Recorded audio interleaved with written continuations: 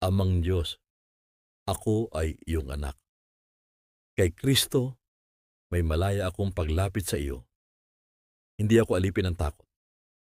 Ako ay pinupuspos ng iyong espiritu. Pinipili kong magtiwala sa iyo. Ang lakas ng loob ko ay ikaw, Amang Diyos. Sa iyo ang buo kong tiwala. Ang aking kinabukasan ay nasa iyong mga kamay. Hindi ako mag-iisa. Kasama kita saan man ako magpunta. Kapag ako ay mahina, ikaw ang aking lakas. Kapag ako ay nalilito, ikaw ang aking karunungan. Kapag ako ay nababalisa, ikaw ang aking kapayapaan. Kapag ako ay natatakot, ikaw ang aking kanlungan. Pinipili kong magtiwala kaysa mangamba. Pinipili kong sumunod kaysa umatras. Pinipili kong manampalataya kaysa magduda. Naniniwala akong tinatapos mo ang mabuting gawaing sinimulan mo sa aking buhay. Hindi ako matitinag. Hindi mo ako iiwan. Hindi ako pababayaan. Ang Diyos ang aking kakampi. At dahil dito, haharapin ko ang bawat araw ng may tapang pag-asa at pagtitiwala. Ama naming nasa langit, maraming salamat dahil kilala mo ang taong nananalangin kasama ngayon. Alam mo ang bawat bagay na kanyang kinatatakutan. Alam mo ang bawat tanong na wala pang kasagutan.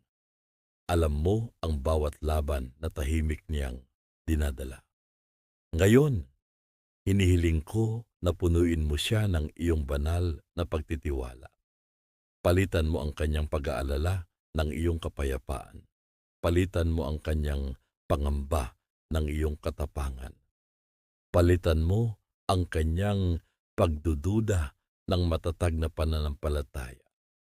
Puspusin mo siya ng lakas ng loob na sa iyo lamang nagmumula. Tulungan mo siyang makita na hindi siya nag-iisa.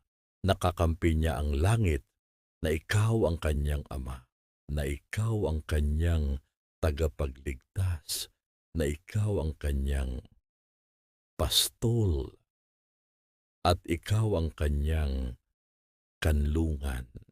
Ano man ang kanyang kinakaharap na ngayon, sa pamilya, trabaho, pag-aaral, kalusugan, pananalapi, relasyon, o kinabukasan, iparanas mo ang iyong presensya. Bigyan mo siya ng lakas upang magpatuloy. Bigyan mo siya ng kapayapaang higit sa anumang pangunawa. Bigyan mo siya ng pagtitiwalang hindi nakabatay sa nakikita kundi sa iyong katapatan. Maraming salamat dahil hindi mo siya pababayaan.